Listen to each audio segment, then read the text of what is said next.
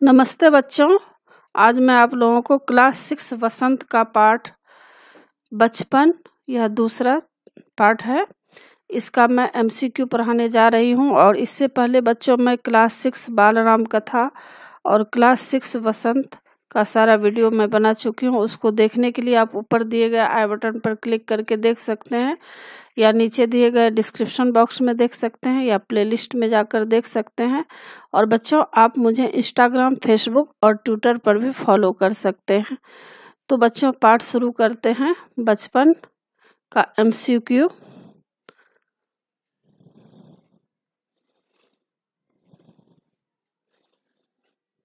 इसमें आपको 4 ऑप्शन रहेंगे, क ख ग घ। एक सही रहेगा, सही आपको एग्जाम में लिखने के लिए आएगा। तो इसको आप बहुविकल्पी या MCQ प्रश्न उत्तर भी कह सकते हैं। तो हर शनिवार को लेखिका को क्या पीने को मिलता था? क सरसों का तेल, ख ऑलिव ऑयल या कैस्टर ऑयल, ग दही की गाढ़ी लस्सी, घ नारियल का तेल। तो बच्चों, आप लोग पाठ पढ़े होंगे कि हर शनिवार को लेखिका को क्या मिलता था पीने के लिए। ख इसका उत्तर है ऑलिव ऑयल या कैस्टर ऑयल। दूसरा है प्रश्न, शनिचर की सुबह से ही नाक में किसकी गंध आने लगती थी? क सुगंधित पकवानों की, ख ऑलिव ऑयल या कैस्टर ऑयल की, ग रसीले फलों की, घ सुंदर फूलों की। तो शनिचर की सुबह से ही नाक में किसकी गंध आने लगती थी? उत्तर है ख ऑलिव ऑयल या कैस्टर ऑयल की। तीसरा प्रश्न है, निशान लगे छोटे गिलास किस लिए प्रयोग किए जाते थे?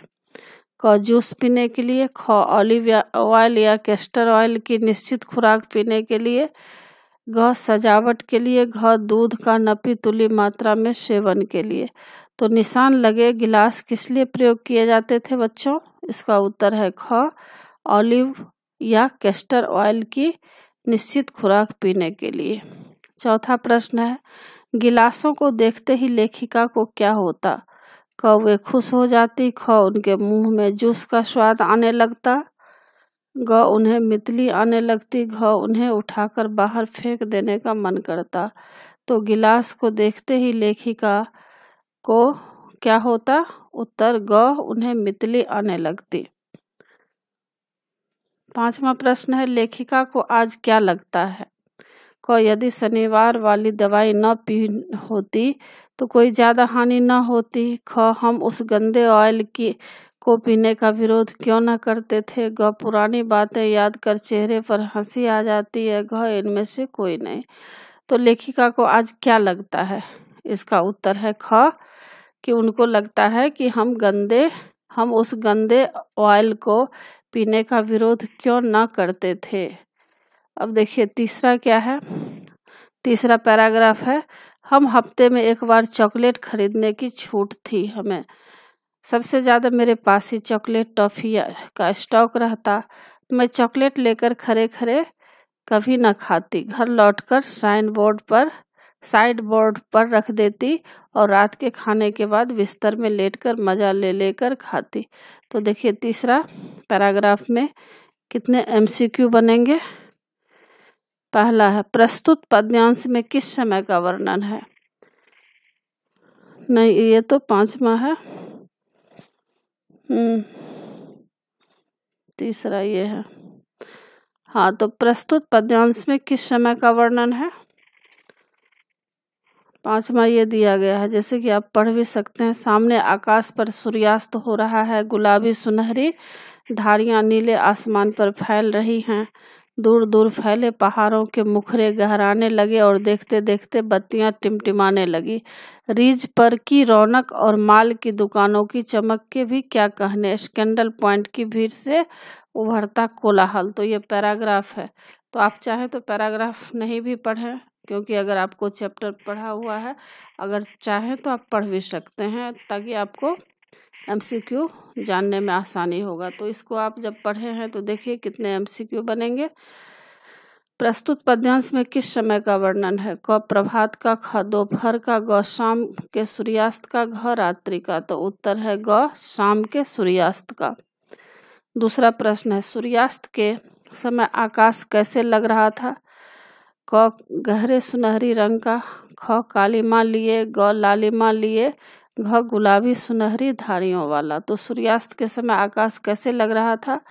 उत्तर है घ गुलाबी सुनहरी धारियों वाला। तीसरा प्रश्न है शाम के समय वातावरण में क्या बदलाव आया? क बादल घिर गए, ख तेज वर्षा होने लगी, ग अंधेरा गहरा गया, घ सूर्यास्त होते होते बत्तियां टिमटिमाने लगी।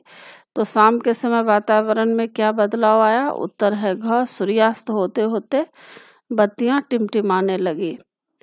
चौथा प्रश्न है पद्यांश में किन घूमने के स्थानों का वर्णन किया है? क मॉडल टाउन रिज मॉल, ख कुफरी रिज मॉल, ग रिज मॉल स्कैंडल पॉइंट, घ चहल मॉल स्कैंडल पॉइंट।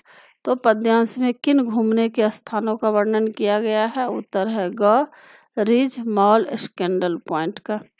और पांचवा प्रश्न है स्कैंडल पॉइंट का दृश्य कैसा था? क शांत, ख डरावना, घ सुहावना, घ भीड़ भाड़। तो स्कैंडल पॉइंट का दृश्य कैसा था? उत्तर है घ भीड़ भाड़ वाला था। अब आगे देखिए बच्चों, आगे का पैराग्राफ यह है कि पिछली सदी में तेज रफ्तार वाली गाड़ी वही थी। कभी कभी हवाई जहाज भी देखने को मिलते। दिल्ली में जब भी उनकी आवाज़ आती बच्चे उन्हें देखने के लिए बाहर दौड़ते।